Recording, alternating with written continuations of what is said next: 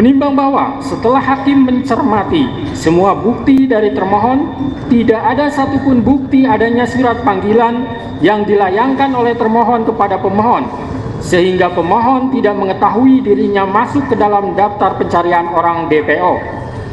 Termohon hanya mendatangi rumah pemohon dan bertanya kepada ibu kandung pemohon yang bernama Saudari Kartini, yang mengatakan kepada penyidik bahwa Peggy Setiawan tidak ada di rumah dan sedang berada di Bandung, tanpa membawa surat panggilan untuk disampaikan kepada pemohon.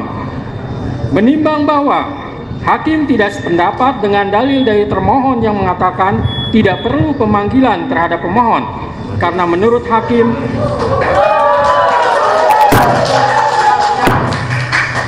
jangan ditanggapi dulu ya sebelum selesai baca putusan.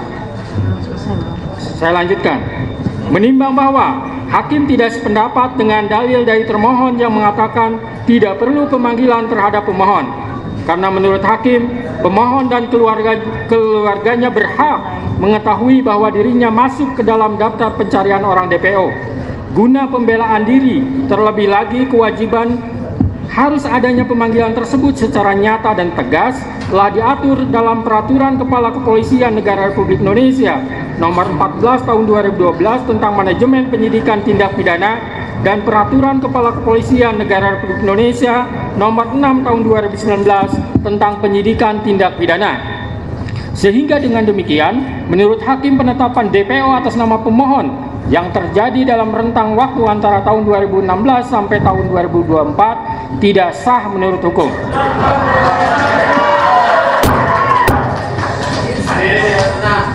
Tahan dulu. Menimbang bahwa selanjutnya hakim akan mempertimbangkan terkait penetapan tersangka berdasarkan surat ketetapan nomor Estap garing 90 garing 5 Romawi garing Res 124 garing 2024 garing Diskrimum tanggal 21 Mei 2024 atas nama Peggy Setiawan adalah sah atau tidak. Menimbang bahwa pemohon mendalilkan menurut pemohon prasa bukti permulaan yang cukup dan bukti yang cukup dalam pasal 1 angka 14 patut diduga, pasal 17 dan pasal 21 ayat 1 KUHP harus ditafsirkan sekurang-kurangnya minimal 2 alat bukti serta berlandaskan kepada pasal 184 KUHP disertai pemeriksaan calon tersangkanya, kecuali tindak pidana yang penetapan tersangkanya dimungkinkan dilakukan tanpa kehadiran in absentia. Artinya sebelum Peggy Setiawan ditetapkan tersangka, maka termohon memiliki kewajiban hukum untuk melakukan klarifikasi terlebih dahulu kepada pemohon. Menimbang bahwa terkait dalil termohon dalam jawabannya pada halaman 27 sampai 28 yang pada pokoknya menegaskan bahwa penetapan tersangka yang dilakukan oleh termohon sudah memenuhi syarat-syarat sebagaimana dimaksud dalam A. Pasal 1 angka 14 Undang-Undang Nomor 8 Tahun 1981 tentang Hukum Acara Pidana menyebutkan bahwa tersangka adalah seseorang yang karena perbuatannya atau keadaannya berdasarkan bukti permulaan patut diduga sebagai pelaku tindak pidana. B.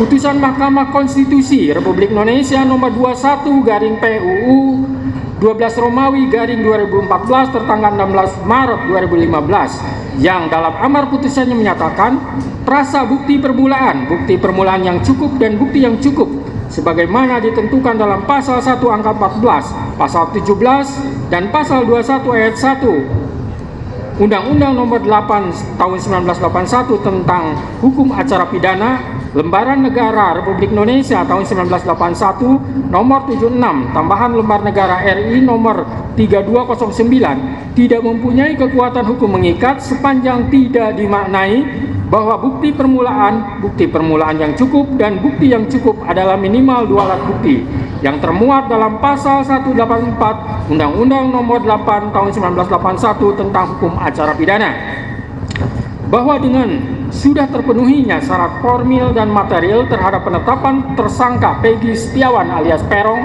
maka secara yuridis tindakan termohon akuo adalah sudah sesuai dengan prosedur hukum.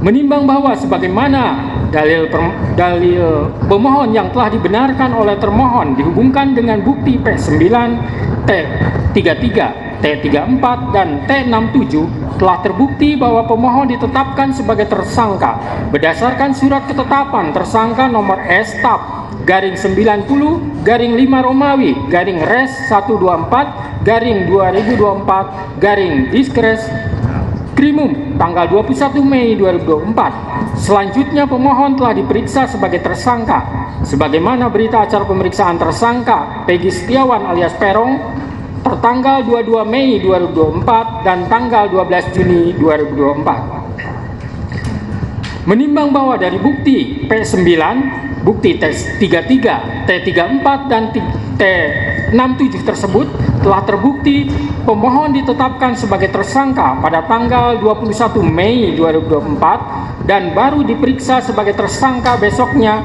pada tanggal 22 Mei 2024 dan dilanjutkan tanggal 12 Juni 2024. Menimbang bahwa hakim tidak sependapat dengan dalil termohon dan ahli dari termohon yang berpendapat untuk penetapan tersangka hanya dengan bukti permulaan yang cukup dan bukti yang cukup adalah minimal 2 alat bukti serta tidak harus adanya pemeriksaan calon tersangka terlebih dahulu. Menurut hakim, penetapan tersangka tidak hanya dengan bukti permulaan yang cukup dan bukti yang cukup adalah minimal 2 alat bukti, tetapi juga harus diikuti adanya pemeriksaan calon tersangka terlebih dahulu.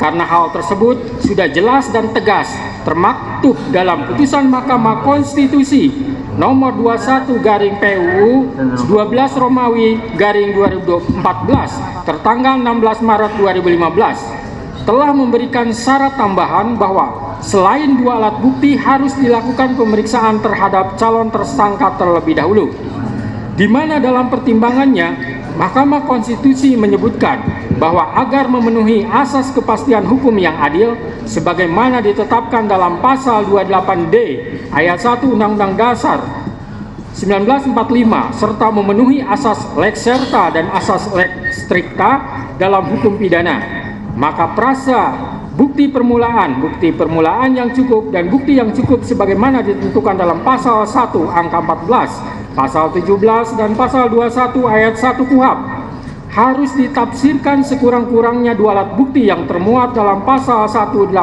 ayat 1 KUHP dan disertai dengan pemeriksaan calon tersangkanya, kecuali terhadap tindak pidana yang penetapan tersangkanya dimungkinkan dilakukan tanpa kehadirannya in absentia.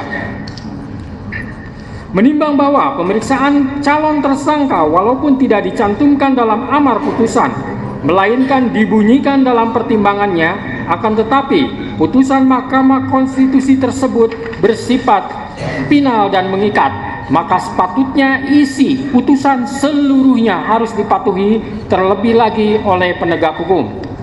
Menimbang bahwa keharusan adanya pemeriksaan calon tersangka di samping minimum 2 alat bukti tersebut semata-mata bertujuan untuk memberikan transparansi dan perlindungan hak asasi seseorang agar sebelum ditetapkan sebagai tersangka sudah dapat memberikan keterangan yang seimbang dengan minimum 2 alat bukti yang sah yang telah ditemukan oleh penyidik. Menimbang bahwa oleh karena sebagaimana fakta di persidangan tidak ditemukan bukti satupun yang menunjukkan bahwa pemohon dalam penyidikan yang dilakukan oleh termohon pernah dilakukan pemeriksaan sebagai calon tersangka sebelum ditetapkan sebagai tersangka oleh termohon, maka menurut hakim penetapan tersangka atas pemohon haruslah dinyatakan tidak sah dan dinyatakan batal demi hukum.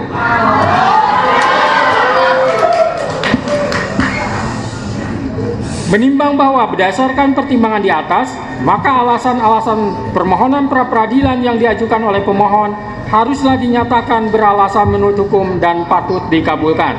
Menimbang bahwa oleh karena penetapan pemohon sebagai tersangka didasarkan pada penyidikan yang tidak sah, maka seluruh tindakan termohon terhadap pemohon menjadi tidak sah.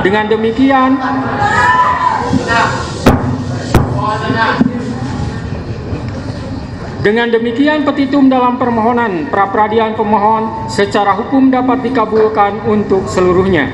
Menimbang bahwa oleh karena permohonan pra-peradilan pemohon telah dinyatakan dikabulkan untuk seluruhnya, maka biaya yang timbul dalam perkara ini dibebankan kepada negara.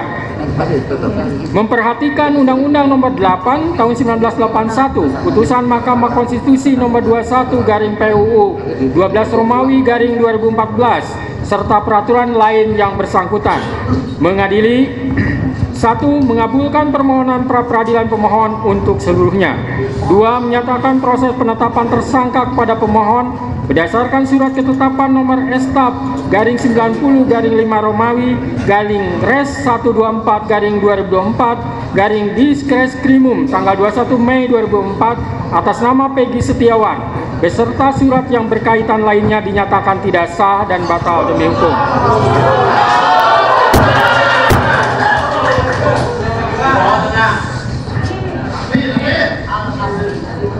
3. Menyatakan tindakan termohon menetapkan pemohon sebagai tersangka dugaan tindak pidana perlindungan anak dan atau pembunuhan berencana dan atau pembunuhan sebagaimana dimaksud dalam pasal 80 ayat 1 junto pasal 81 ayat 1 Undang-Undang RI Nomor 35 Tahun 2014 tentang perubahan atas Undang-Undang RI Nomor 23 Tahun 2002 tentang perlindungan anak dan atau pasal 340 dan pasal 338 junto pasal 55 ayat 1 KUHP oleh Polri Daerah Jawa Barat Direktorat Reserse Kriminal Umum termohon adalah tidak sah dan tidak berdasarkan atas hukum. 4. Menetapkan surat ketetapan tersangka nomor S/90/5 Romawi /Res 124/2024 Diskreskrimum tanggal 21 Mei 2004 batal demi hukum. 5. Menyatakan tidak sah segala keputusan dan atau penetapan yang dikeluarkan lebih lanjut oleh termohon yang berkenaan dengan penetapan tersangka atas diri pemohon oleh termohon. 6. Memerintahkan kepada termohon untuk menghentikan penyidikan terhadap perintah penyidikan kepada pemohon. 7. Memerintahkan kepada termohon untuk melepaskan pemohon dari tahanan.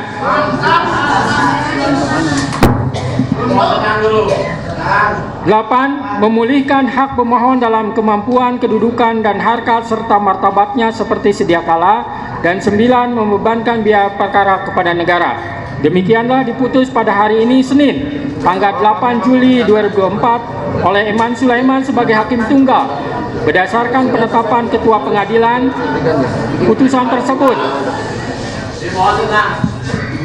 putusan tersebut diucapkan dalam persidangan yang terbuka untuk umum pada hari ini oleh hakim tersebut dengan dibantu oleh Muhammad Al-Atta sebagai panitera pengganti pada PN Bandung dengan dihadiri oleh kuasa pemohon dan kuasa termohon. Demikian putusan sudah dijatuhkan. Intinya permohonan pra-peradilan dari pemohon dikabulkan.